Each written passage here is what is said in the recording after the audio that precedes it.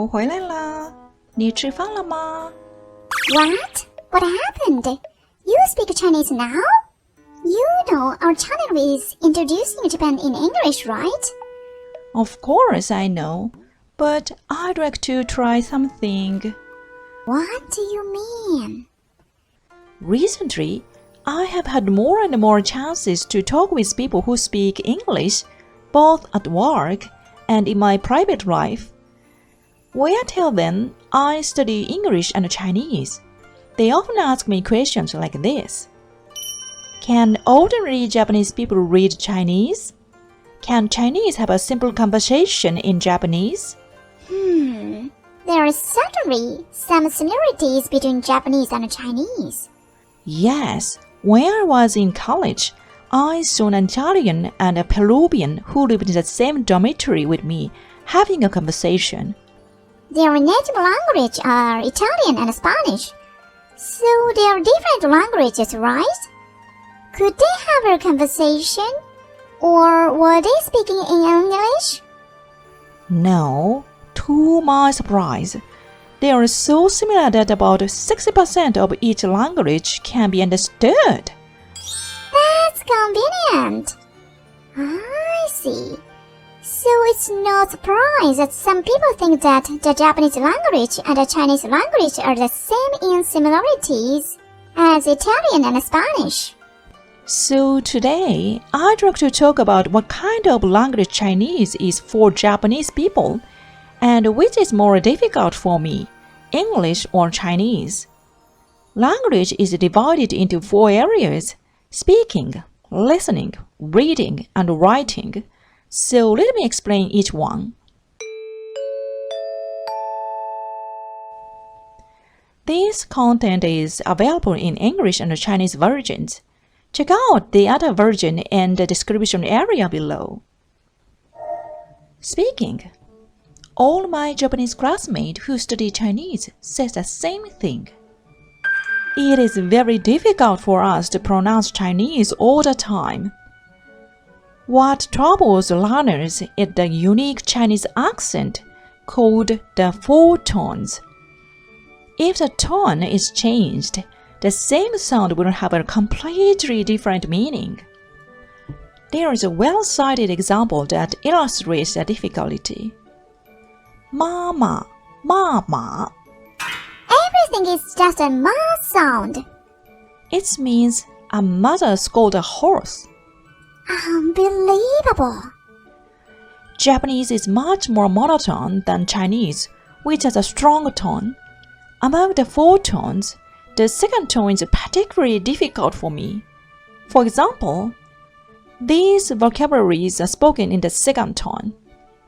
回来游行时时 I practiced 100 times before this, but the next day I couldn't do it again. What a pity. In any case, those who control the pronunciation control the Chinese language. It always is a problem for learners. By the way, the only Chinese words the ordinary Japanese knows are 你好, 谢谢, and some Chinese dish names. In such situation, you can't have a conversation with each other, right? True. Listening. As I said earlier, Chinese and Japanese have completely different sounds, which makes listening difficult. And this is what Japanese people who don't understand Chinese think when they hear a Chinese conversation. Are they quarreling? I see. Is it because Chinese has a stronger tone than Japanese, and they speak faster? Probably so. In addition, many Chinese words have similar pronunciations, so they are often mispronounced. This is my experience. I am ashamed to share it so that you can understand the difficulty of hearing Chinese. How to pronounce boarding a boat in Chinese is 上船. Getting into bed, going to bed is pronounced as 上床. Same. They differently have a same pronunciation. No, it's actually pronounced differently. Really? It sounds the same for me. And then... Well, someone invited me to go on a boat with him. 上船. Uh-huh. And? No way! Did you misunderstand? Please take a guess. Oh, but this is just a funny story I would save, so don't worry. Chinese pronunciation. How dangerous. Reading. This is overwhelmingly advantageous for the Japanese learners. Let me give you an example. Piko likes apples, right? I like apples is 喜欢苹果, written in Chinese. 喜欢. I can tell that someone is happy about something. 苹果. It can be understood that it is some kind of fruit. Even people who have never studied Chinese can understand the meaning somehow. The Japanese word 同意, agree, is written 同意 in Chinese, and the Japanese word 反対, against, is written 反对 in Chinese. It's almost the same. However, it is important to know that most Japanese and Chinese kanji are written with slight differences. For example, 骨, bones, in Japanese is written as 骨 in Chinese. Well, it's the same, isn't it? No, please look at it carefully. Ah, it's just a little different. Is this a spot the difference game? Approximately 70% of kanji are used to the same meaning in Japan and China.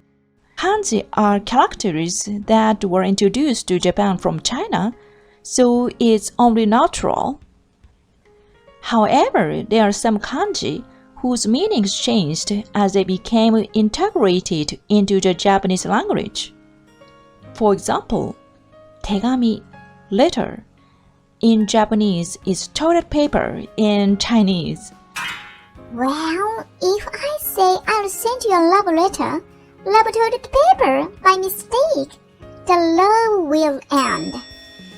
Also, the kanji 爱人, which means spouse in Chinese, means cheating partner in Japanese. When someone introduced me as she is my mistress, I will be so surprised that I will keel over. Writing. Both languages have kanji, so it's easy to write for you, I think. No, I think writing Chinese is difficult. Oh, why? There's no need to pronounce it, right? First of all, the grammar is different from Japanese. In terms of basic grammar, roughly speaking, Japanese is in the order of subject, object, and verb.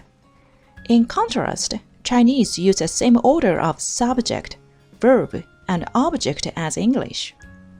Also, Chinese have so many figurative expressions and four-character idioms that it is quite difficult for non-native speakers to write naturally in Chinese. Furthermore, since the kanji are similar, it is easy to accidentally write them incorrectly. We can't let our guard down. So far, we have talked about the similarities and the differences between Chinese and Japanese. From here on, let me talk a little about English and Japanese. Here is some shocking news. It is an English newspaper that I subscribe to regularly. According to this article, 12% of Japanese third-year junior high school students answered the English speaking test correctly. Only 12%? Even more sadly, 60% of the students were unable to answer any questions in English. Were the questions too difficult? I'm not so sure about that. This is just my personal opinion, but if you live in Japan, you can thrive even if you can't speak English, and it's hardly a disadvantage. As long as you know Japanese, you can receive higher education. Many Japanese people don't have the opportunity to use English. Also, I think that our shy personality is also connected to this low percentage of correct answers. I wish everyone had a big courage like you, who didn't care if you made a mistake. Are you praising me or insulting me? Which one is it? Anyway, I also think that the reason is that Japanese and English are languages that are so far apart. While Japanese and Chinese have kanji in common, Japanese and English have almost nothing in common. They are completely different in pronunciation, grammar, words, and characters. English is a very alien language for us. When we look at Arabic, we just see a swarm of earthworms pointing this way and that. Similarly for English speakers, Japanese is an earthworm party. Yes, that's why I respect all learners who study Japanese. By the way, which is more difficult, English or Chinese? As someone who has studied both, in terms of speaking, Chinese is much more difficult when it comes to pronunciation. However, since there are some words in common between Japanese and Chinese, I feel that Chinese is easier when it comes to vocabulary. For listening, Chinese is more difficult. For reading, English is much more difficult. For writing, well, both are difficult, but I feel that writing in Chinese requires more effort and memorization. My conclusion: both are difficult. After all, there are no shortcuts when it comes to learning languages, huh? Exactly. I wish I could speak foreign languages fluently when I wake up tomorrow morning. There are people who can speak 4 or 5 languages, right? What's going on in their heads? I really can't believe it either. I can't help but wonder why various languages don't mix in their head.